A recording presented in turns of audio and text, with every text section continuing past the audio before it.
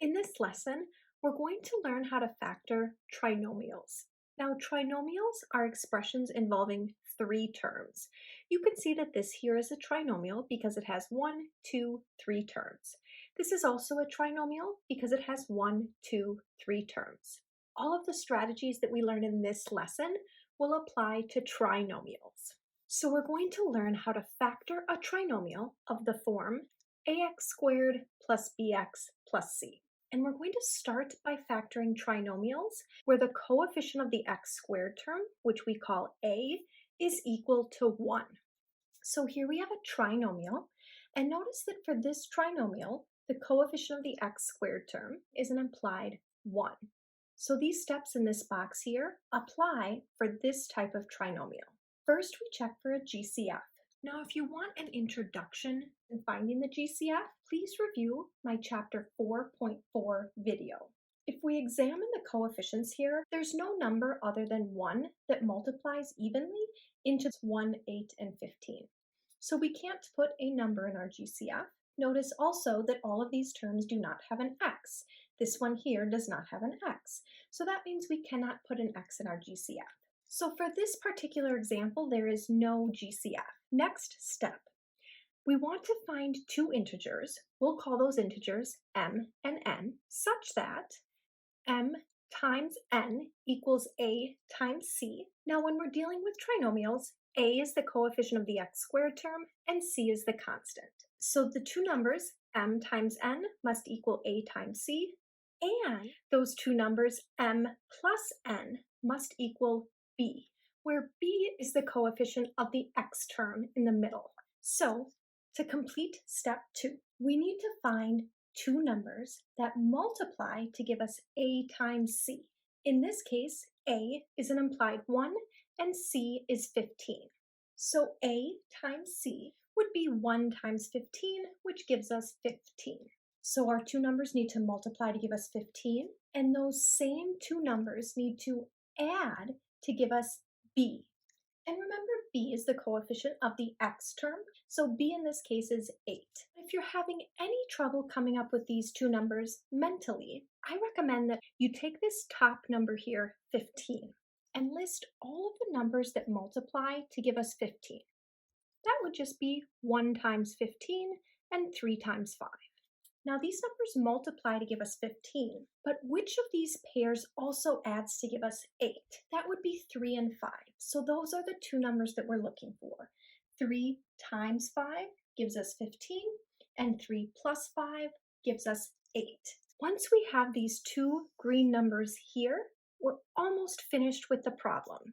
Step 3 says we can go ahead and factor the trinomial by putting the two numbers that we just found, which we're calling m and n, inside these parentheses. So to write our final answer for step 3, we're going to start by drawing our parentheses.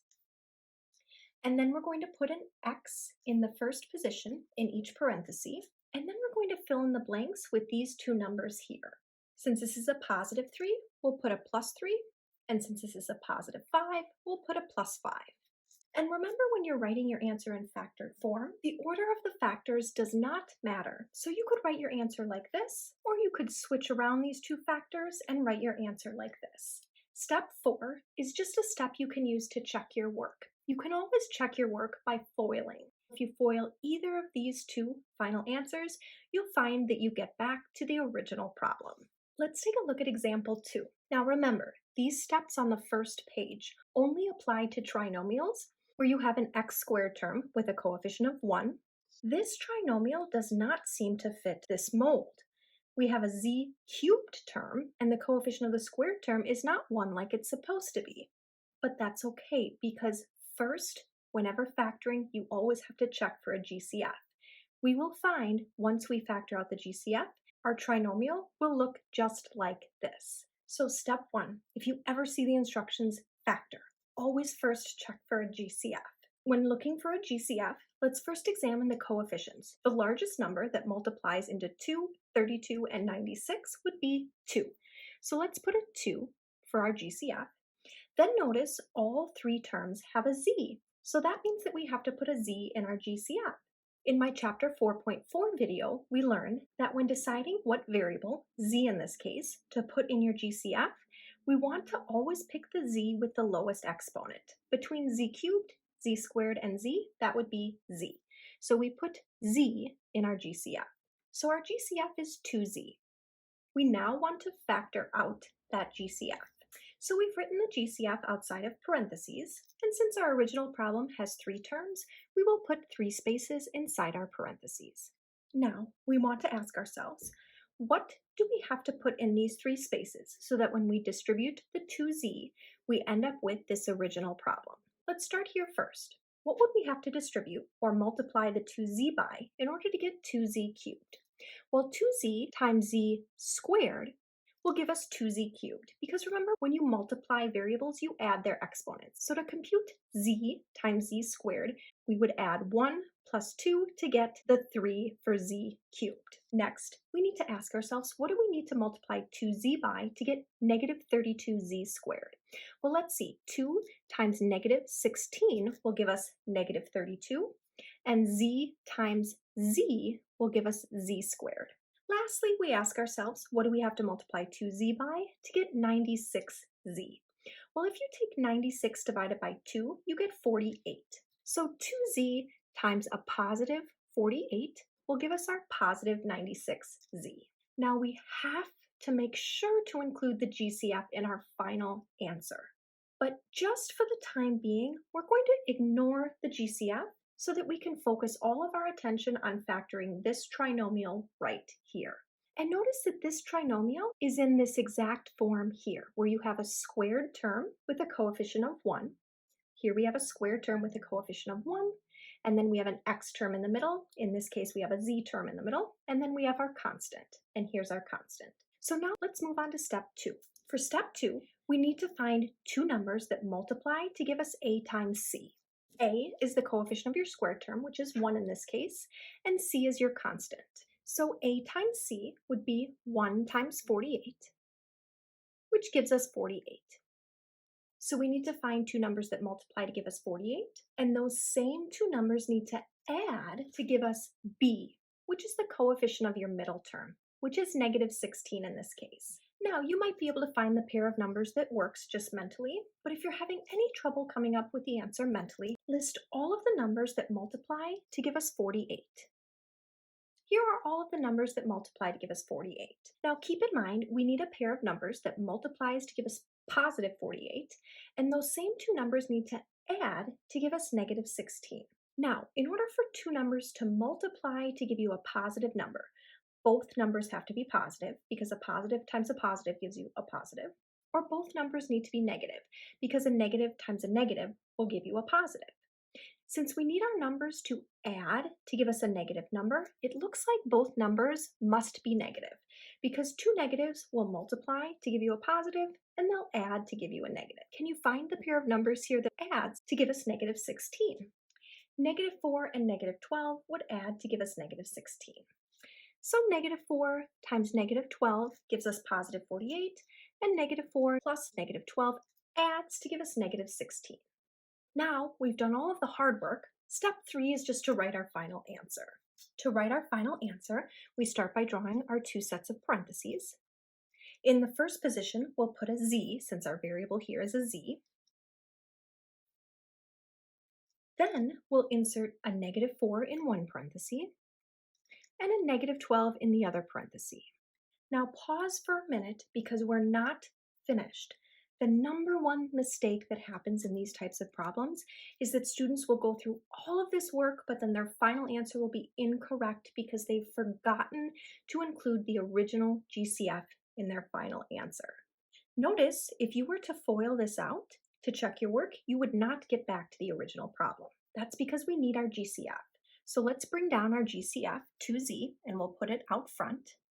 Now we have our final correct answer. And to check this, you could FOIL this expression out and then multiply each of your terms by 2z, and you'll see that you get back to the original problem.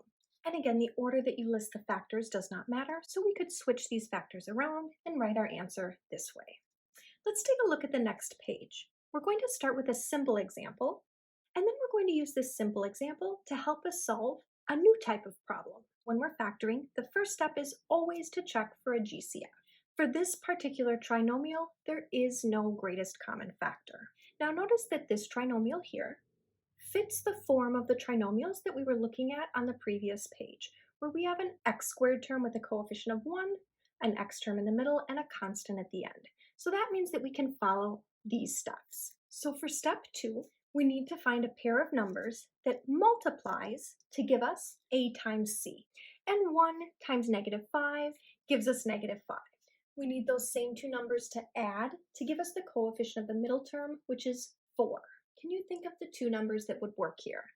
Well, -1 times 5 gives us -5, and -1 plus 5 gives us a +4. So our two numbers here are -1 and 5. Now, for step 3, we just have to write our final answer. We start with our two sets of parentheses, and we'll put an x in the first position, and then we'll put a -1 in one parenthesis, and since this is a +5, we'll put a +5 in the other parenthesis. And again, if you switched the order of these around, your answer would still be correct.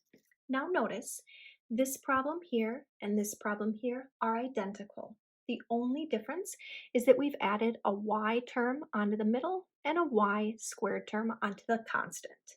So this is an example of a trinomial with two variables. Now the trinomials that you will see in this chapter that involve two variables will all be set up in a very specific way. Your extra variable, which is y in this case, will be attached to the middle term, and it will be squared on your last term. Here's a similar example. Notice this trinomial has two variables. It's set up the same way in that your additional variable, which is b in this case, is attached to your middle term and then squared on your constant term. For trinomials set up in that way, to start the process of factoring, even before you check for a GCF, I recommend you start by completely ignoring that additional variable. So we're going to start by completely ignoring these y's. I'm going to rewrite the problem now without the y's. So that would give us x squared plus 4x minus 5. Now we want to factor this problem here. Notice we just factored this exact problem over here, x squared plus 4x minus 5. So if you went through these exact same steps to factor this, you would get this exact same answer. So when we factor this, our answer would be x minus 1 times x plus 5. Now, if you were to FOIL this to check your answer, you would not get back to the original problem because the original problem has y's in it. So while we ignore the y's at first to help us factor, we then have to make sure to insert the y's in for our final answer. And we can always put the y's in the same position. We add the y next to the last number in each parenthesis. So we're going to add the y here and the y here. So now our answer would be x minus 1, and we're going to add a y here, times x plus 5, and we'll add a y next to the 5. And then for our final fully simplified answer, 1y can just be simplified to y. So our final answer is x minus y times x plus 5y. Now, I recommend that you FOIL this to check your work. FOIL our final answer here and make sure after you FOIL you get the exact original problem. Let's try to factor another trinomial that involves two variables. So we see here that this trinomial has two variables, a and b. The extra variable is the b in this case because the b is attached to the middle term and squared on the constant. So I recommend that you start by ignoring the b's at first. So let's rewrite the given problem, but we'll exclude the b's. That would give us -6a squared plus 18a plus 420. And now we want to go ahead and factor this trinomial. So the first step whenever you're factoring is to check for a greatest common factor. Now notice here that our first term here has a negative coefficient. In my chapter 4.4 video, we learned if your trinomial is written in standard form, the variable with the highest exponent will always be written first. If your first term has a negative coefficient, your GCF should always be negative. So I'm going to start by writing a negative for our GCF. Then we need to ask ourselves, what's the largest number that multiplies evenly into 6, 18, and 420? That would be 6. So our GCF would be negative 6. We need to now factor the GCF out of this trinomial. To do that, we put the GCF outside of parentheses, and then we ask ourselves, what would we have to multiply negative 6 by in order to get negative 6a squared? Well, negative 6 times a squared will give us negative 6a squared. Then, what do we need to multiply negative 6 by to get 18a? Well, negative 6 times negative 3 will give us a positive 18, and since we need an 18a, we'll add an a here. And then what do we need to multiply negative 6 by to get a positive 420? Well, if you take 420 divided by negative 6, you get negative 70. So negative 6 times negative 70 will give us positive 420. Now remember, we have to make sure that we include our GCF in our final answer, but for the time being, we're going to ignore it as we focus on factoring this trinomial. And notice here we have a square term with a coefficient of 1. So to factor this trinomial, step 2, we need to find two numbers that multiply to give us 1 times negative 70, which is negative 70, and we need those same two numbers to add to give us negative 3. If you're having any trouble coming up with these numbers mentally, list all of the numbers that multiply to give us this top number. Now, even though we have a negative number here, I recommend that you just list the numbers that give us positive 70. We'll ignore the negative just while we list the factors. Now, I've listed all of the numbers that multiply to give us 70. Now let's think through this. Our two numbers have to multiply to give us a negative number. The only way that two numbers multiply to give us a negative number is if one of the numbers is positive and one of the numbers is negative, because a positive number times a negative number will give us a negative number. So keep in mind that one number in each pair is negative. Which pair of numbers here could also add to give us a negative 3, 7, and 10? Because if we take 7 times negative 10, we'll get negative 70, and if we take 7 plus negative 10, we'll get negative 3. Now that we've come up with our numbers, now we can proceed to step 3. For step 3, we start by drawing our parentheses. And since our variable in this case is an a, we'll put an a in the first position in each parenthesis, and then we'll put a positive 7 in one of the parentheses and a negative 10 in the other parenthesis. Now we're forgetting two things here. First, we need to add our greatest common factor out front, which is negative 6. And the second thing that we have to make sure to add is the b's. Remember, we ignored the b's at first because it's a lot easier to factor if we ignored the b's. But for our final answer, we have to make sure to add the b's back in. And you always add that variable next to the second number in each parenthesis. So we're going to attach a b to the 7 and to the negative 10. That will give us a final answer of negative 6 times a plus 7b times a minus 10b. And so this is our final answer. We've made sure to include the GCF and we've made sure to add our b back in. So let's take a look at the next page. But before we discuss the next page, let's look back at what we've done so far. So far, all of the trinomials that we factored have had a coefficient of 1 on the squared term. Sometimes we first needed to factor out the GCF, but once we did that, here we can see the coefficient of the squared term was 1. The next step is, what if you have a trinomial and you've factored out the GCF, but the coefficient of your squared term is not 1? Well, we're going to learn how to solve those types of problems next. So we're going to factor a trinomial of the form ax squared plus bx plus c, where a, which is the coefficient of your squared term, is not 1. Steps 1 and 2 are the same. First, we check for a GCF, and then for step 2, we find two integers, which we're calling m and n, and those two integers must multiply to give us the product of a times c, and those two integers must add to give us b.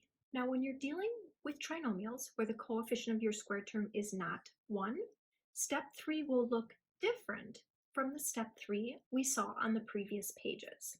Let's start with steps 1 and 2. So for problem 6 here, we're asked to factor this trinomial. Step 1, we always first check for a greatest common factor. In this case, 5 is the largest number that multiplies into 10, 45, and 20. So we'll put a 5 for our GCF, and each term has an x. So to figure out what x to put in our GCF, we always pick the x with the lowest exponent, which between x cubed, x squared, and x, that would be x. So our GCF is 5x. Next, we have to factor out the GCF. So we'll put the GCF outside of parentheses, and then we ask ourselves, if we were to distribute 5x, what would we have to multiply 5x by to get 10x cubed? Well, let's see, 5 times 2 would give us 10, and x times x squared would give us x cubed. Then, what would we have to multiply 5x by to get 45x squared? Well, 5 times a positive 9 would give us 45, and x times x would give us x squared. Lastly, what do we need to multiply 5x by to get 20x? Well, 5x times a positive 4 would give us a positive 20x. So now we've found the GCF and we've factored out the GCF. Now remember, you have to include the GCF in your final answer, but for the time being, we're going to ignore the GCF and focus on factoring this trinomial here. Notice if we examine this trinomial here, the coefficient of the squared term is not 1. So when your coefficient of your squared term is not 1, these are the steps that we need to follow. So for step 2, we need to find two numbers that multiply to give us a times c. Now when you're finding the value of a times c, be careful. Do not look at the original problem. In fact, you can block out the original problem. We don't need to look at it anymore. We're focusing on this problem here with the GCF factored out. So a is the coefficient of the square term, which is 2, and c is the constant, which is 4. So a times c would be 2 times 4, which gives us 8. And then we need to find two numbers that multiply to give us b. And again, when you're determining what b is, don't look at the original problem. I'm going to keep covering it up. We're looking at this problem here with the GCF factored out, and we can see that b is 9. So our two numbers need to add to give us 9. Now, the two numbers that work here will be 8 and 1, because 8 times 1 gives us 8, and 8 plus 1 gives us 9.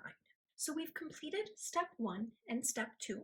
Now, on the first two pages, when we were factoring trinomials, where the coefficient of the square term is 1, once we had these two numbers here, we could write our final answer. But when the coefficient of your square term is not 1, step 3 is a little bit harder. In step 3, we can't just immediately write our answer.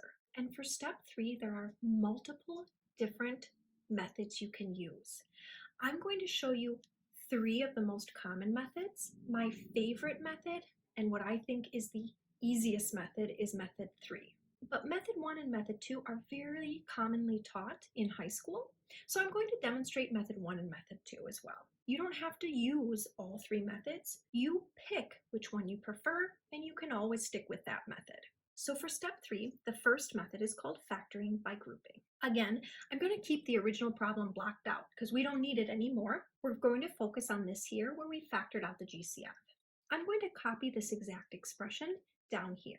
Now, we of course will need to include the GCF in our final answer, but just like we've always done, I'm going to ignore the GCF for the time being so we can focus on factoring this trinomial. Now, using this factoring by grouping approach, we're going to replace this middle term here with these two numbers here. So we're going to rewrite 9x as a positive 8x and a positive 1x. Notice this is equivalent because 8x plus 1x is equivalent to 9x. And also notice that the order you write these two numbers does not matter. If you wrote the 1x first and the 8x second, you'd get the same correct answer in the end. And then we're going to bring down the other pieces. So we'll bring down the 2x squared, and we'll bring down the positive 4. And again, we're just going to ignore this GCF for the time being. So all we've done is we've rewritten this middle x term here using these two green numbers. So we've rewritten 9x as 8x plus 1x. Now we've created a problem involving 4 terms. And in my chapter 4.4 video, we learned that to factor a problem involving 4 terms, we factor by grouping. And when we factor by grouping, we group the first 2 terms together and we group the last 2 terms together. Now, if you want an introduction to factoring by grouping, please review my chapter 4.4 video. So to factor by grouping, we're going to first look at these two terms here, and we want to ask ourselves what's the greatest common factor between 2x squared and 8x? Well, for our GCF, 2 is the largest number that multiplies into both 2 and 8, so our GCF will contain a 2, and then both terms have an x, so we need to put an x in our GCF. And for the GCF, we pick the x with the smallest exponent, which would be just x. So our GCF is 2x. Now we want to go ahead and factor the GCF out of these two terms. So let's see, 2x times x will give us 2x squared, and 2x times a positive 4 will give us a positive 8x. So we factor the GCF out of these first two terms here. Now we want to focus on these last two terms, and we want to factor out the GCF. Now what is the GCF between 1x and 4? The largest quantity that multiplies into both 1x and 4 is just 1. Now normally if your GCF is 1, we say that there is no GCF and we don't write the GCF. But when you're factoring by grouping, if the GCF is 1, you have to write 1 for your GCF. So since the greatest common factor here is a positive 1, we're going to write plus 1 for our GCF. And we're going to factor out the GCF. 1 times x will give us 1x, and 1 times a positive 4 will give us our positive 4. Now, as we learned in my chapter 4.4 video, you can always check your work when you're factoring by grouping. Because when you're factoring by grouping, you should end up with two matching factors. If these don't match, then you want to go back and check your work. We have two matching factors here, so it looks like we're on the right track. So now to finish our factoring by grouping, we can write our final answer. And for our final answer, we take this matching factor and write it once. And then we insert these two outliers into this second set of parentheses. So we'll put a 2x and a plus 1. Now, be very careful here. This final answer is not complete yet because we always have to make sure to include the GCF. So let's make sure to bring our GCF down and include it in our final answer. And again, the order of the factors doesn't matter, so you could instead write your final answer like this. So for step 3, we're going to learn 3 possible methods. If you use the factoring by grouping method in step 3, you're done. You've solved the problem. And you can check your work by foiling this out, and you'll see that you get the original problem. Let's now discuss method 2. Some of you have probably learned to use the box method to factor trinomials, and that's what we're going to learn in method 2. So once you've completed steps 1 and 2, instead of factoring by grouping, we're going to use the box method. Again, I'm going to cover up the original problem because we don't need to look at it, and sometimes it can cause confusion, so I'm just going to cover it up. Now I'm going to again copy down this expression in step 1 here with the GCF factored out, and I'm going to copy it down right here. Now I've created a little template here for us to use. For the box method, you start by drawing a box. Now again, like always, we're going to need to make sure to include the GCF in our final answer, but we can ignore it for the time being. And when we set up our box, we always set it up the same way. We put the first term in this upper left-hand corner here. So we're going to write 2x squared right here. And we put the constant in this bottom right corner. So we're going to put the constant 4 down here. Then remember, these two green numbers were important in the factoring by grouping method. Well, these two green numbers are also important for the box method, and we're going to insert these two green numbers in these spaces here. Now remember when we were factoring by grouping, we attached an x onto these green numbers. We're going to do the same over here. And also, when we factored by grouping, the order of these two green numbers does not matter. You can flip them around and you'll get the same answer in the end. Same thing here. You can put the 8 in this box and the 1 here, or you can flip it around and put the 1 in this box and the 8 here. I'm going to put the 8 here, and remember we attach an x to these green terms, just like we did over here, and I'm going to put the 1 in this box and attach a x to the 1 as well. And again, if we switched these green numbers around, we would still get the same correct answer in the end. Now, we're going to find the greatest common factor of each column and the greatest common factor of each row in our box. You can do this in any order, but I'm going to start by finding the greatest common factor of the quantities in this column. And we put our answer here. So we need to find the greatest common factor between 2x squared and positive 8x. Well, 2 is the largest number that multiplies into 2 and 8, and x is the largest variable that multiplies into both x squared and x. So our GCF will be 2x. let's find the greatest common factor of this column, and we'll put our answer here. So what is the greatest common factor between 1x and 4? The largest expression that multiplies into both 1x and 4 would just be 1. Again, normally if our GCF is 1, we don't write it, but we can't leave this box blank. We have to write something in this box. So since the greatest common factor is 1, we're going to go ahead and put a 1 in this box. Now we found the GCF of this column and this column. Next, we need to find the GCF of each row. Let's start by finding the greatest common factor of this row, and we'll put our answer here. So we need to find the greatest common factor between 2x squared and 1x. That would be x. So we're going to put our GCF right here. So we found the GCF of the top row. Now we need to find the GCF of the bottom row, and we'll put our answer here.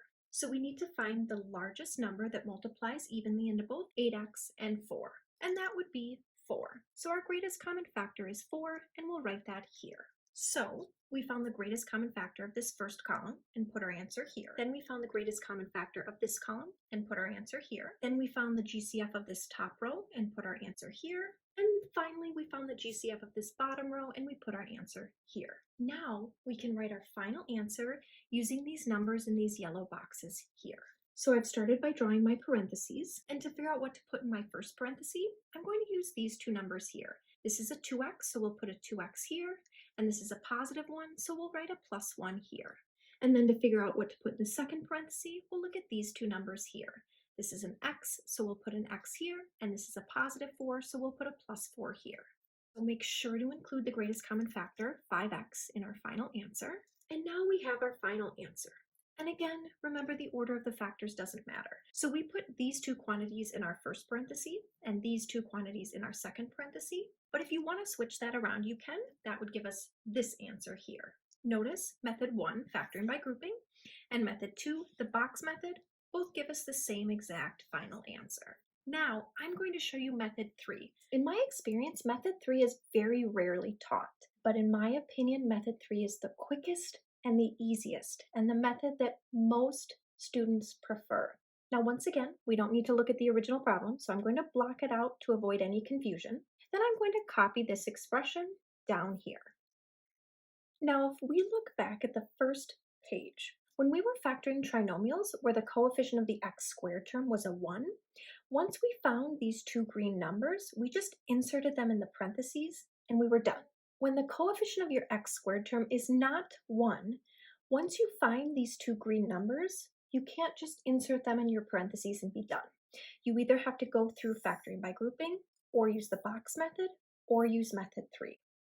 But why I like method 3 is because it's very similar to what we learned on the first page. So for method 3, once you have these two green numbers, we're going to draw our two sets of parentheses, and we'll make sure to include the GCF on the outside.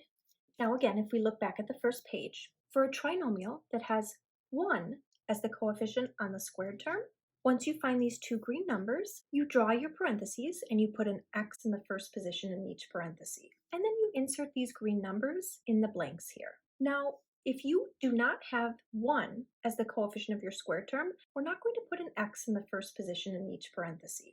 So here, since the coefficient of the squared term is not 1, we're not going to put an x and an x. Instead, we're going to use the coefficient of the squared term, which is 2 in this case. Since this is a 2, we're going to draw a 2x and a 2x.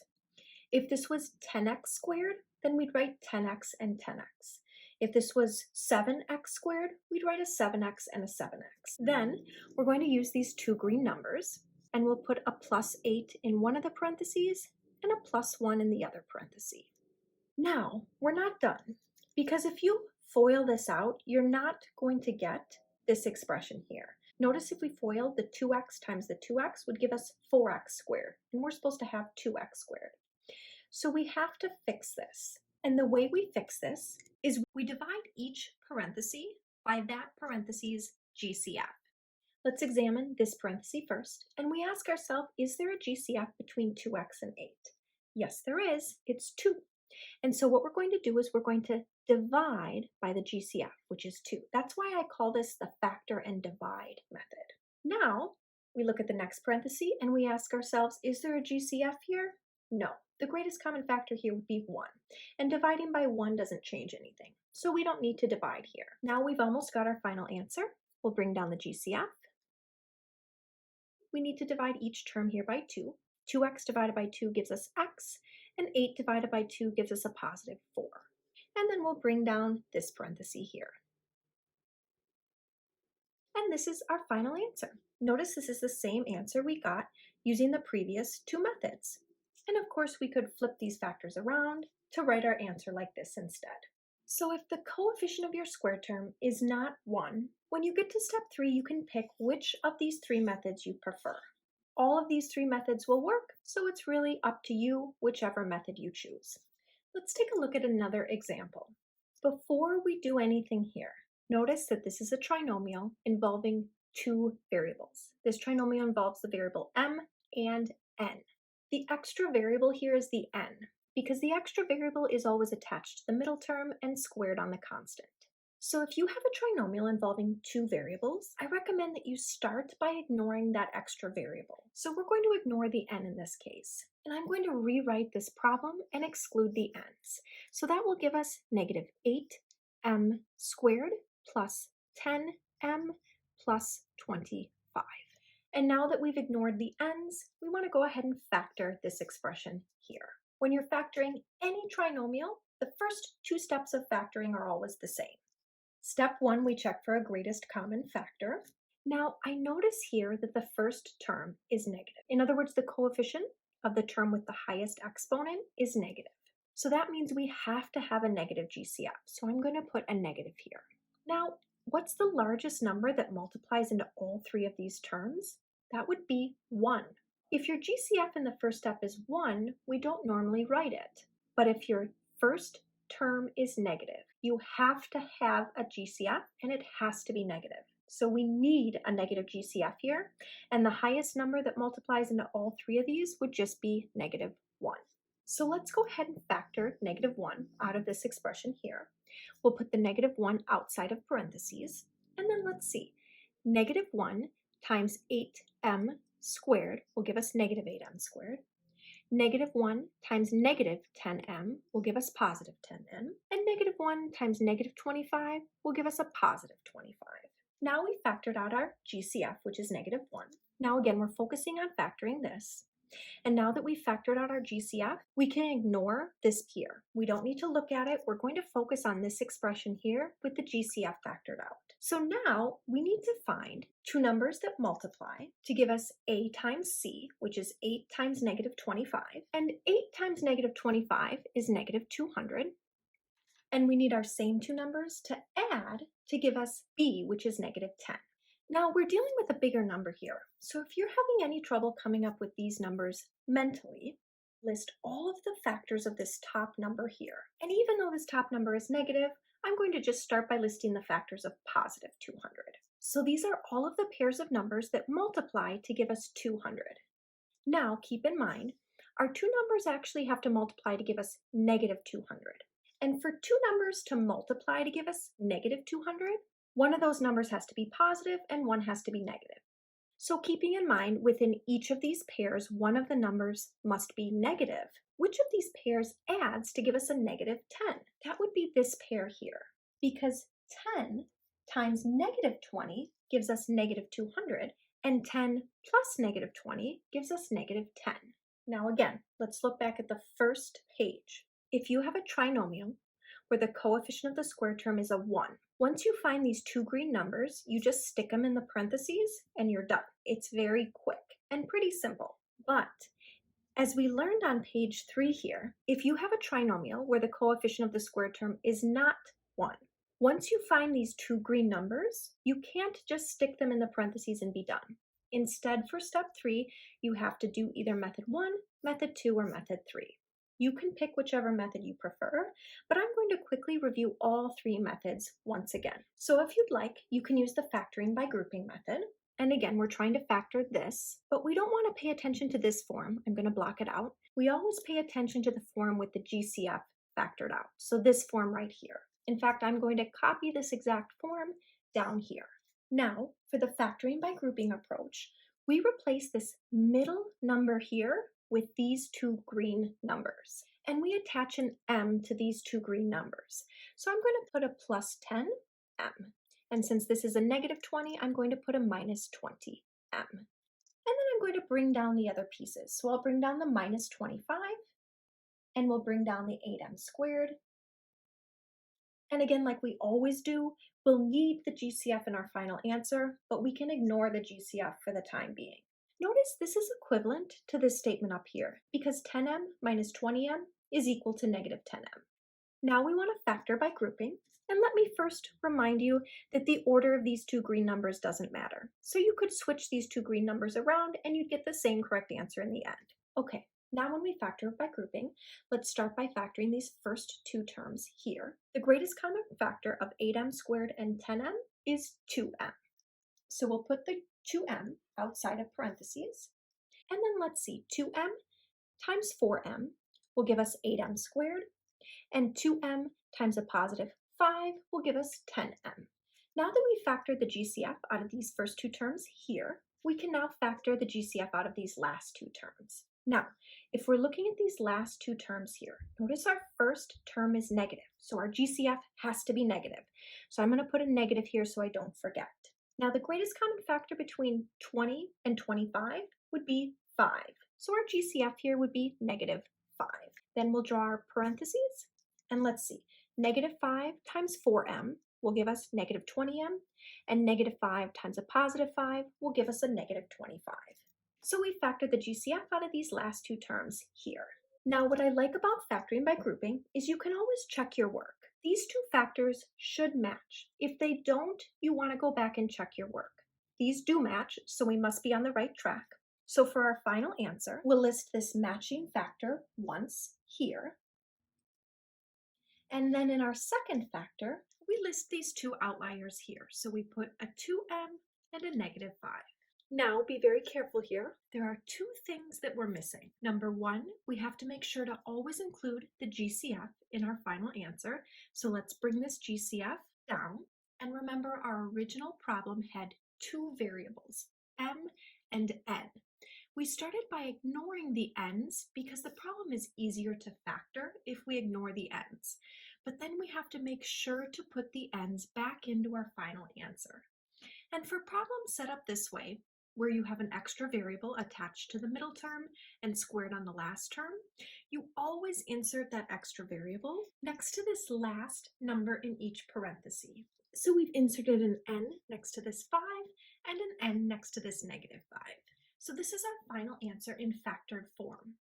We could also, of course, switch around the order of these factors and write our final answer like this instead. So we solved this problem, and in step 3 we used the factoring by grouping approach. Let's suppose in step 3 you wanted to use the box method instead of factoring by grouping.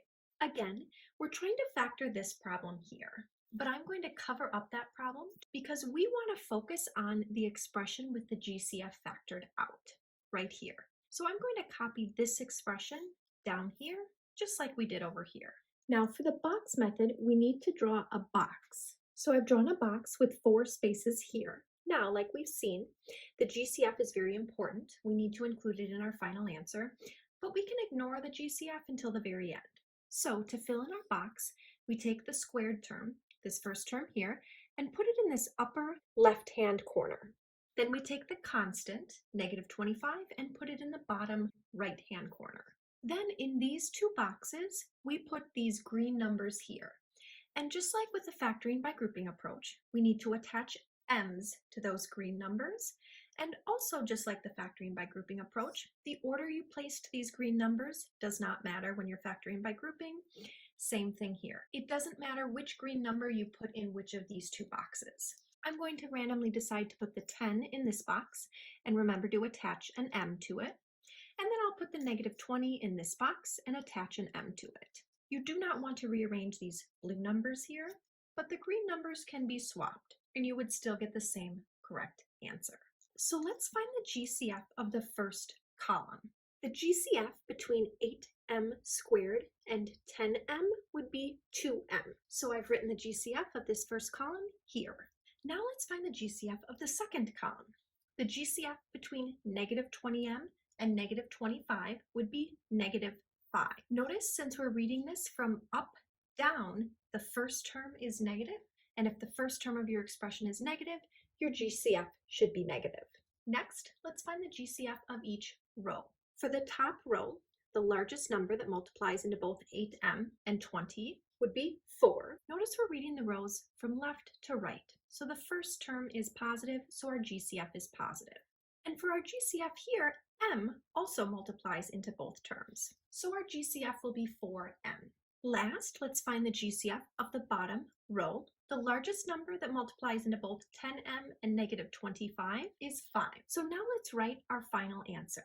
Now we'll insert these two numbers in either one of these factors, and then we'll insert these two numbers in the other factor. I'm going to put the 2m minus 5 here, and the 4m plus 5 here. But if you switch these around, your answer would still be correct. Then of course we need to include the GCF in our final answer, and we need to add the n's back into our final answer. We always put that extra variable next to the second number in each parenthesis. So I'll put the n here and here. So in step 3, you can use the factoring by grouping approach to get the correct answer. Or instead, in step 3, you can use the box method to get the correct answer. Or in step 3, you have a third option. You can use the factor and divide approach. In my opinion, the factor and divide approach is the easiest and the quickest. And while I wanted to show you all 3 methods, from here on out, I'm going to rely mostly on the factor and divide approach. So again, for the factor and divide approach, we start not by looking at the original problem, but by looking at this expression here with the GCF factored out. And we'll copy this down right here.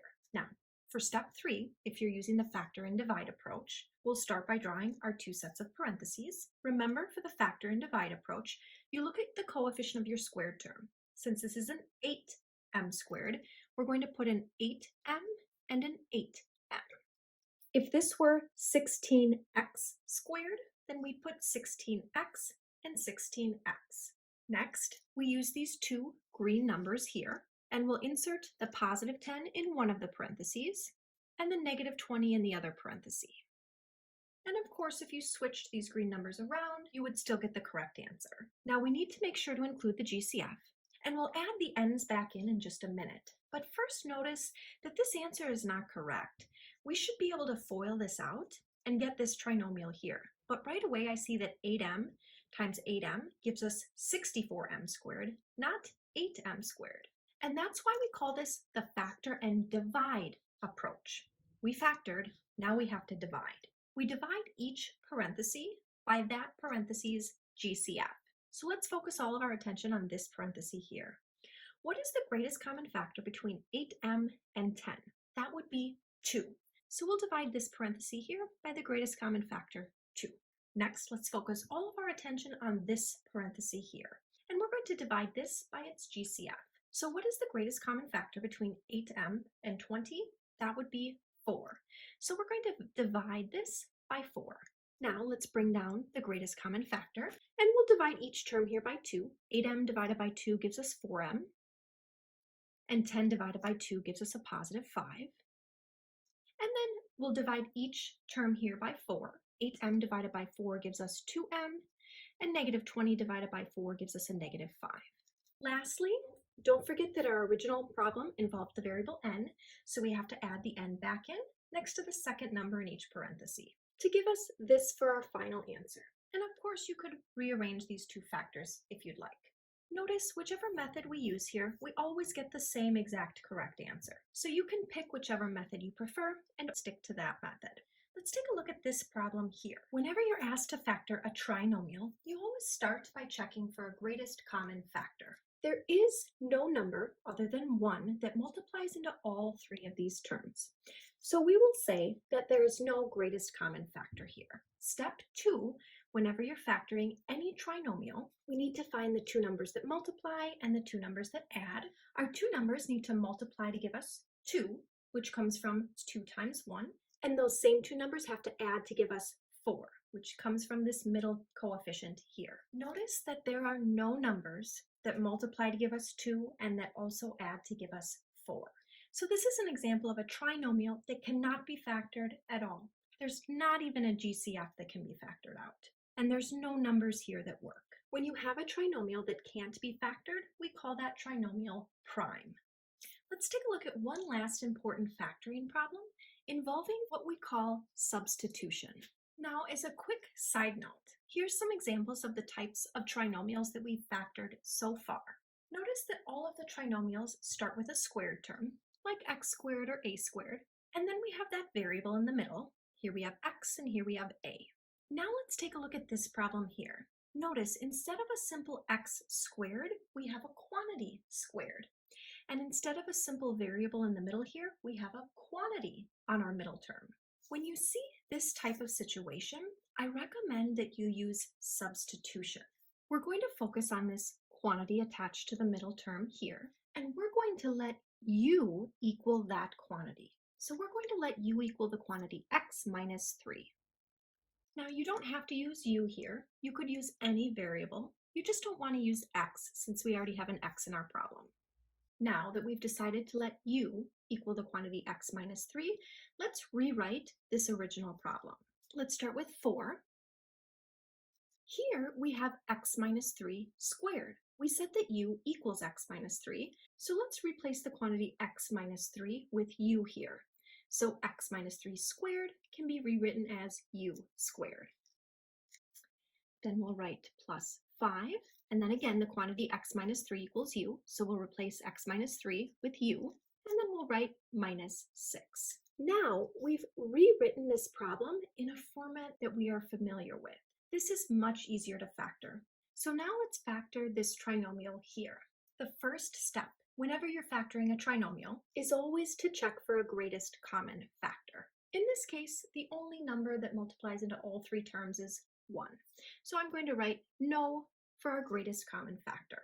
Now step 2, when you're factoring any trinomial, we need to find two numbers that multiply to give us a times c, or in other words, 4 times negative 6, which gives us negative 24.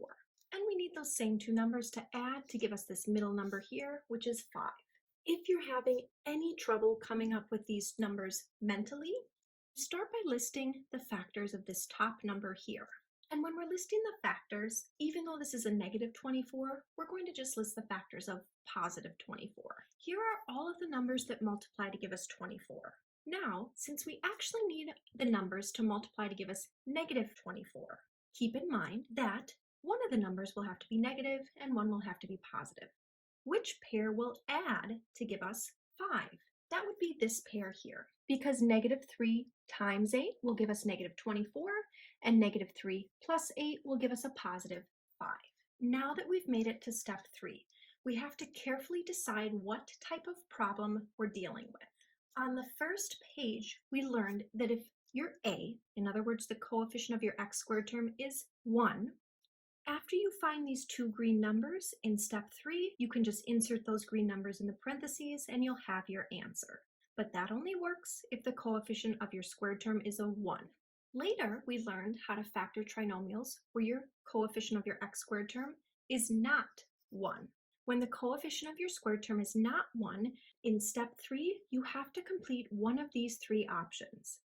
Either factor by grouping, use the box method, or use the factor and divide method. So this is the problem that we're trying to factor. If there was a GCF, we'd look at the expression with the GCF factored out. But there was no GCF in this case.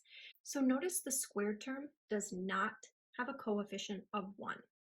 If the squared term does not have a coefficient of 1, for step 3, you can pick one of those three methods to use. You can factor by grouping, you can use the box method, or you can use the factor and divide approach. All three methods will get you the correct answer. I'm going to use the factor and divide approach because that's my favorite. For the factor and divide approach, we'll copy this expression here. Again, if there had been a GCF, we would copy down the expression with the GCF factored out of it. But there was no GCF, so we'll copy this expression down here. Now, for the factor and divide approach, we start by factoring. We'll draw our factors. Then we look at the squared term. Since this is a 4u squared, we put a 4u and a 4u. Then we insert these green numbers into the blanks. I'm going to put a negative 3 here and a positive 8 here. But you can switch around the order of those green numbers. So we factored, but this approach is called factor and divide because we also have to divide. So we're going to examine each parenthesis and divide that parenthesis by its GCF. If we look at this parenthesis, there's no GCF other than 1 between 4u and 3. So there's nothing to divide by here. If we examine this parenthesis, the GCF between 4u and 8 is 4. So we're going to divide this parenthesis by its GCF 4. There was no GCF here, so we can just bring down the 4u minus 3. And then let's divide this parenthesis by its GCF. 4u divided by 4 will give us u, and 8 divided by 4 will give us a positive 2. Now, if there had been a GCF, we would make sure to put it out front here. But notice we're not finished with the problem. Notice our final answer here involves u's. There were no u's in the original problem, so that means our final answer should not involve u's. Let's review. What is u? We defined u to be equal to x minus 3. So let's go ahead and replace these u's with x minus 3.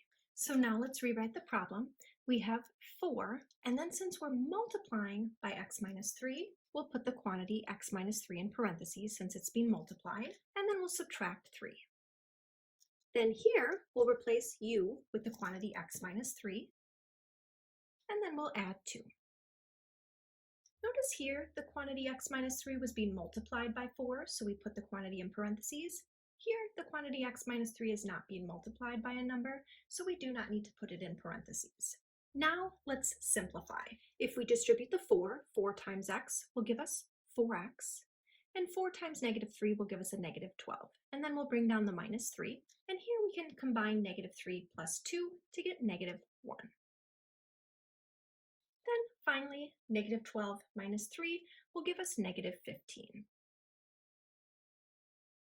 So here's our final factored answer. If you used factoring by grouping or the box method in step 3, you would get this same exact answer. Normally when you factor, you can FOIL your final answer to check your work. And when you FOIL your final answer, you should get back to the original problem.